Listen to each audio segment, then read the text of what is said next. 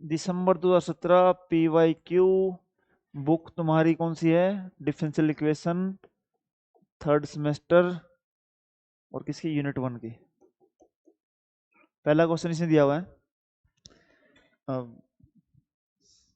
Is integrating factor, theorem है, is integrating factor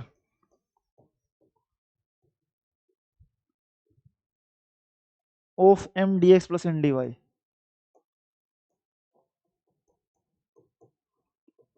is unique, justify.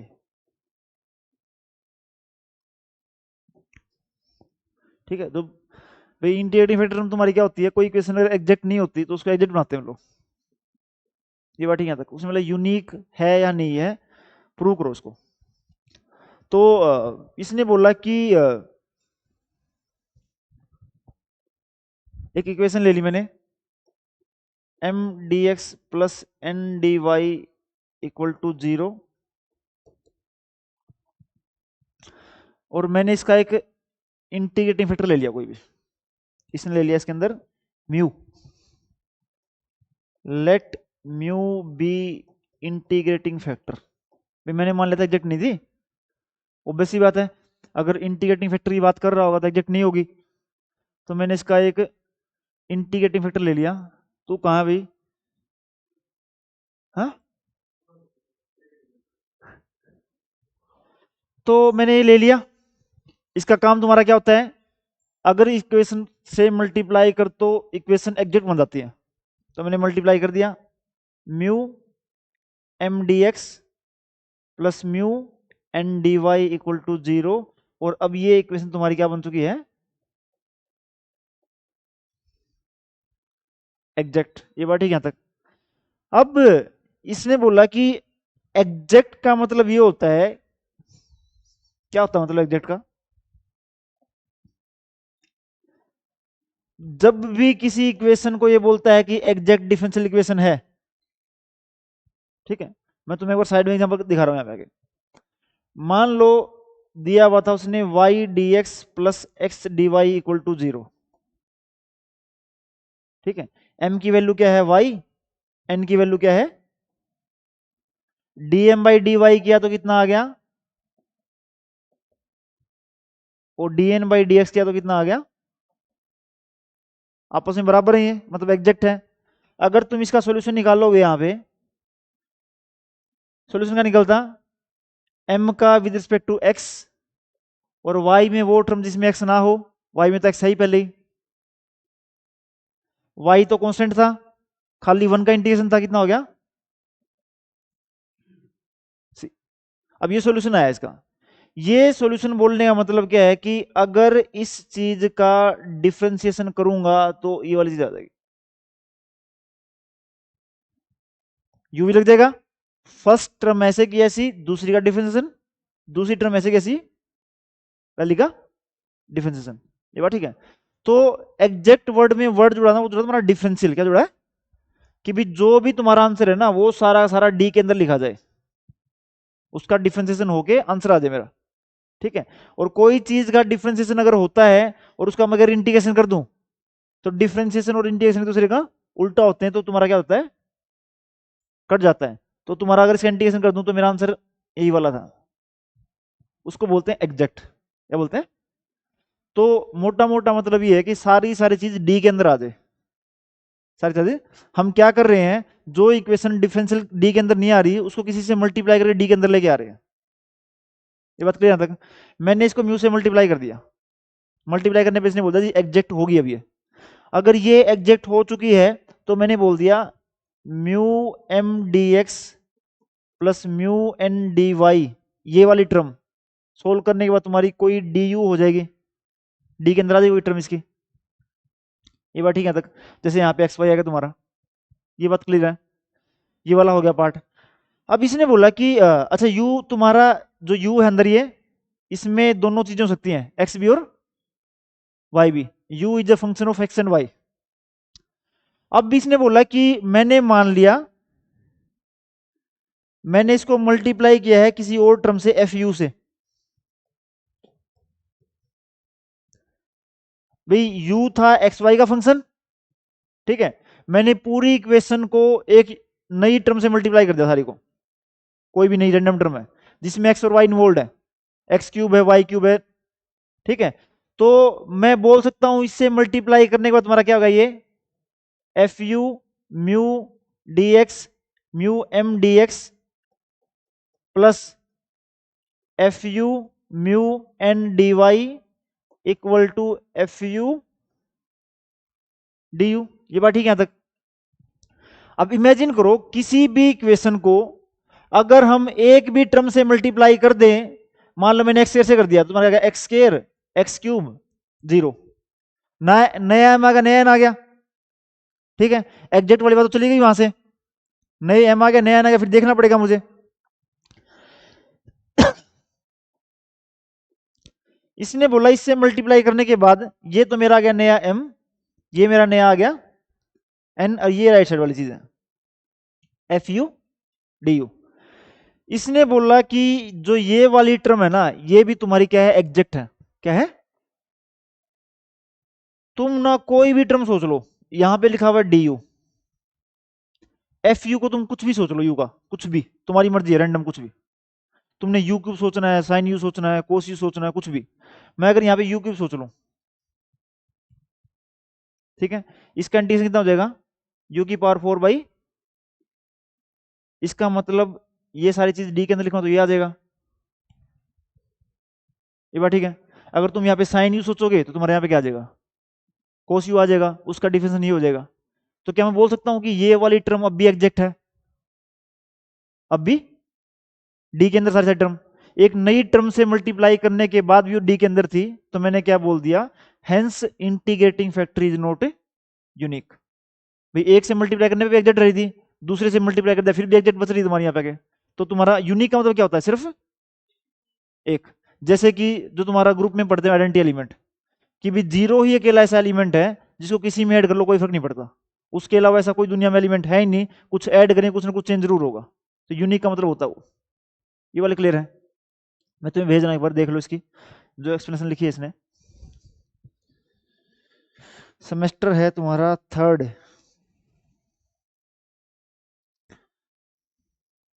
एक बार पूछी गई है, मैंने मतलब करवाई नहीं थी पहले, तो पेपर में आ गई, एक बार देख लो इसको, मैंने भेज दिया। 3rd वाले में सारे हो ना तुम, 3rd सेमेस्टर में, कृतिका तो भी है, हाँ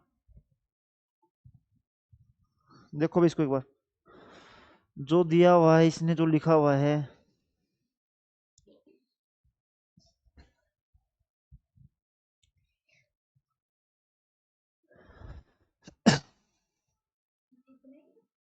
इतना ही करवाया मैंने भी, ये तो एग्जांपल दिया है बस समझाने के लिए।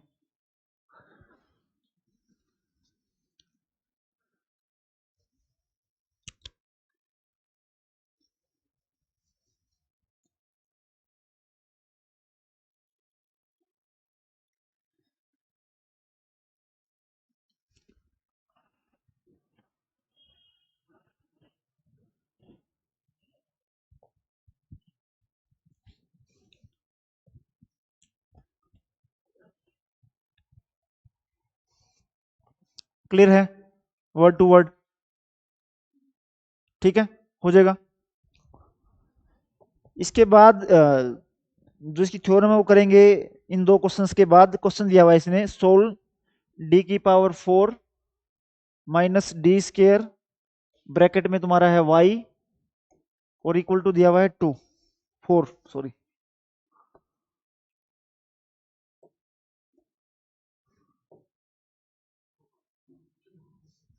कीजिए जी सोल्व। हाँ ऑब्वियस सी बात है, 5th का है।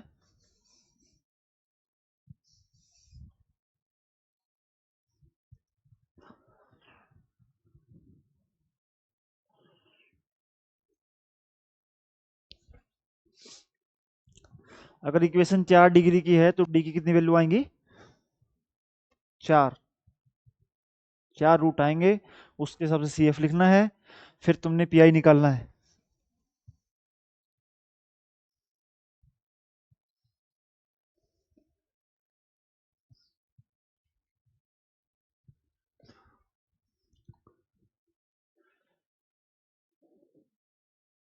रूट क्या क्या है?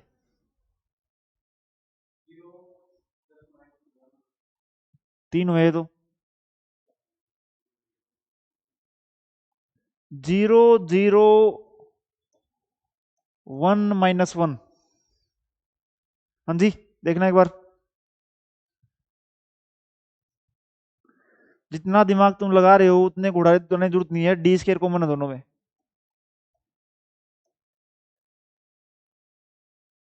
Equal to 0 0 0 1 -1। कभी भी ना इसको इक्वल टू तो कभी लेके जाना होता ही नहीं आगे आगे। भाई रूट निकालेंगे तुम लोग क्या करते हो? पहले देखो इक्वेशन सोल्व हो सकती है नहीं हो सकती है। अगर सोल्व नहीं हो रही फिर हम उसके अंदर हिडन ट्रायल मारते हैं। हिडन ट्रायल में क्या होता है, इसके अंदर पुट करके देखो कुछ। 0 पुट किया 0 आ रहा है, 0 रूट है।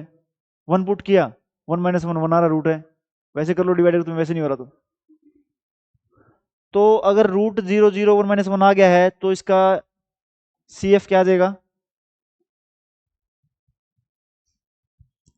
हाँ जी, एक तो रूट 0 रिपीट है 2 बार, तो क्या हो जाएगा? e की पावर, और तुम्हारे यहाँ पे क्या हो जाएगा? C1 प्लस, बाकी दोनों रूट अलग अलग हैं, तो तुम्हारा कितना हो जाएगा? C3 e की पावर x, C4 e की पावर। ये बात ठीक है तक? पी में तुम्हारा क्या है, निकालो पी भी। d की पावर 4 माइनस डी स्क्वायर, यहाँ पे कितना है? इसको कैसे करोगे? ठीक है, तो जो टर्म यहाँ पे लिखी नहीं तुम्हारी कौन सी है वो?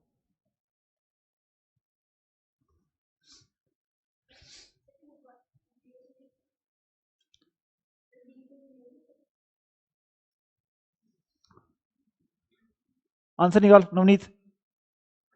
नवनीत पेन से निकाल लो इसको।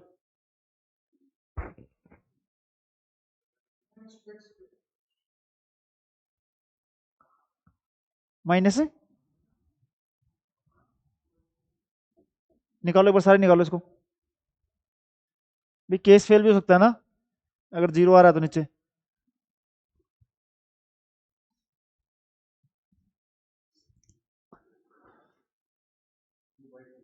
x³/3।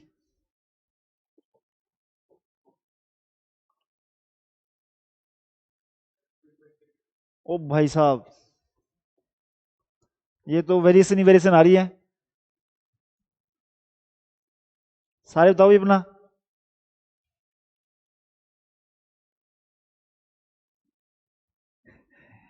कल भी यही था, आज भी यही मिलेगा।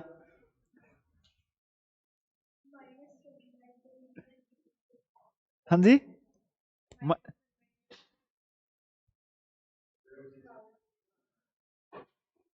4 आ चुके हैं प्रिया। इन चारों में से कुछ है? तेरा तो 0 ही आ रहा बार बार। हाँ, x³/6 है इसमें कहीं पे। 5 आंसर हो चुके हैं, 5 के अलावा बताओ ये कौन है? ओ एक सेकंड, आरजू अपना ज्ञान तू भी बता दे, क्या पता तेरे दिमाग से निकल जाए आंसर सही। हाँ, चलो अभी इतनी वेरिएशन वाली देख लेते हैं हम लोग। सबसे पहले मैंने पुट किया 0 0 माइनस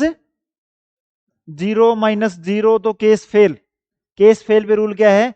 x से मल्टीप्लाई और नीचे वाले को, तो कितना हो जाएगा? 4d³ - 2d। ये 4 को बाद में हिसाब कर लेंगे, और अब की बार तुम्हारा यहाँ पे की पावर।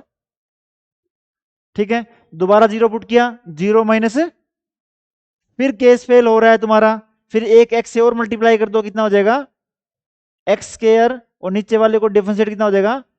12d² - 2, और अब की बार कितना तुम्हारा e की पावर 0x। अब दोबारा 0 डाल लो, ये तो 0 हो गया, यहां पे कितना बच गया? तो x² - 2, और मल्टीप्लाई में कितना था?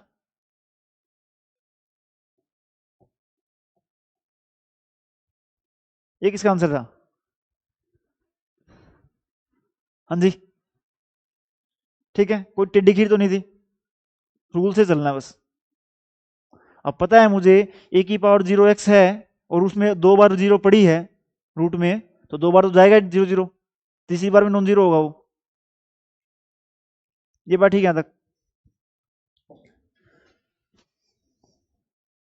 इसके बाद है भाई question number d square -4d +4 into y equal to a की power 2x cos square x। तुम CF ही निकाल दो, इसका PI तुम्हें बताना पड़ेगा तुम्हें।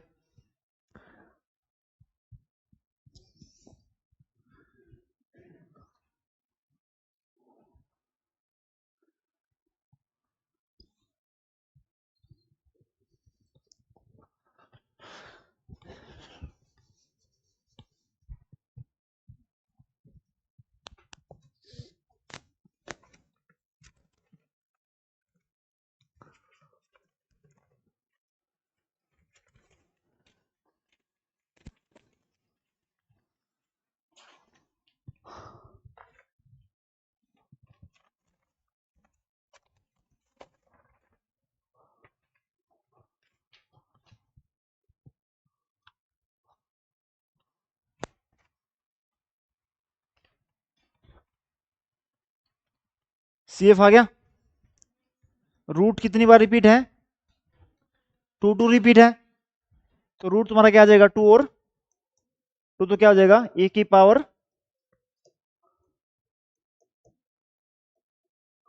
ये तुम्हारा क्या कॉम्प्लीमेंट्री फंक्शन। PI देखो, इसने बोला कि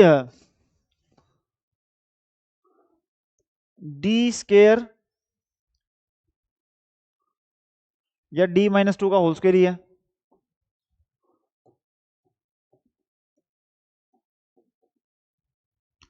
पहले तो बोला इसने ई की टर्म मल्टीप्लाई में है, अगर खाली होती तो देख लेता इसको मैं। अगर ई किसी के साथ भी मल्टीप्लाई में है तो ई की टर्म को उधर लेके जा सकते हैं हम लोग। बस कंडीशन क्या है, जहां पे डी होगा डी को रिप्लेस कर देंगे किससे? डी प्लस ए से, और ए की वैल्यू कितनी है? 2। अगर ई की टर्म किसी भी चीज के साथ मल्टीप्लाई में है, एक्स के साथ, कोस एक्स के साथ, साइन एक्स के साथ, तो हमेशा ई की मूवमेंट उधर होगी। और करना क्या है, डी जहां पे होगा उसको रिप्लेस कर दूंगा। अगर यहाँ पे -2 था तो -2 आ जाएगा, ठीक है। तो ए की वैल्यू सिर्फ 2 है प्लस की, तो डी रिप्लेस हो जाएगा तुम्हारा किससे? ले गया उधर में, यहां पे डी था, क्या करूंगा मैं? डी +2 -2 का होल स्क्वायर ए की पावर, सॉरी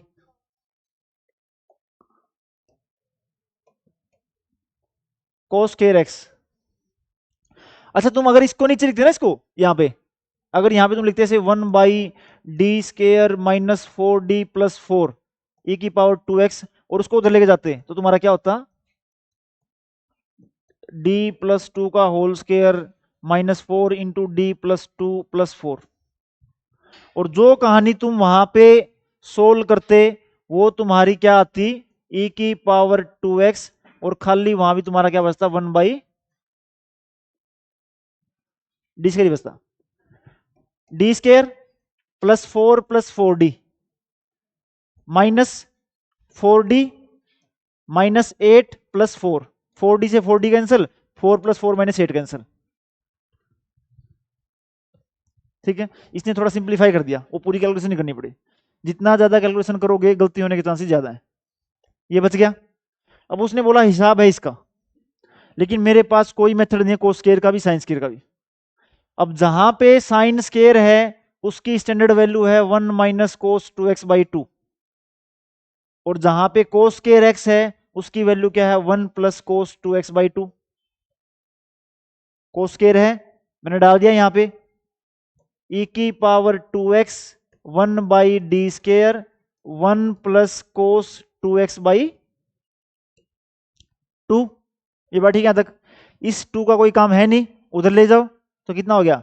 e की पावर 2x/2। अब अंदर आ जाओ, नीचे डी स्क्वायर लिखा हुआ है, अगर नीचे डी स्क्वायर लिखा तो कितनी बार इंटीग्रेशन है?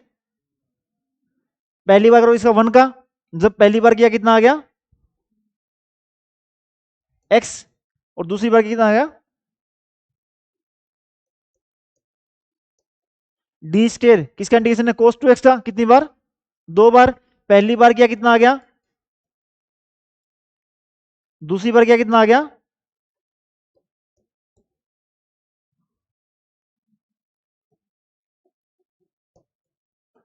ये तुम्हारा क्या आ जाएगा पी आई। ठीक है बात ये। तो ये एक क्वेश्चन रहेगा इसके अंदर अपना, कल देख लेंगे उसको। 17 दो दो पेपर करते रहेंगे डेली, ठीक है। 10 साल के पेपर तुम्हारे, एक बार ट्राई कर लो कि इनको पढ़ के आओ, फर्स्ट फोर्थ फिफ्थ चैप्टर को पढ़ के आओ, ताकि तुम क्वेश्चन निकाल लो। फायदा तुम्हारा निकालने का, क्वेश्चन सिंपल ही आते हैं, ऐसे आते हैं बस। मिलते हैं कल। 1 की इंटीग्रेशन 2 बार, पहली बार का कितना आएगा, दूसरी बार का कितना आएगा cos 2x की, जब पहली बार का कितना आएगा, और दूसरी बार कितना साइन का कितना होता है, एक 2, पहले था एक 2 आ जाएगा। ठीक है।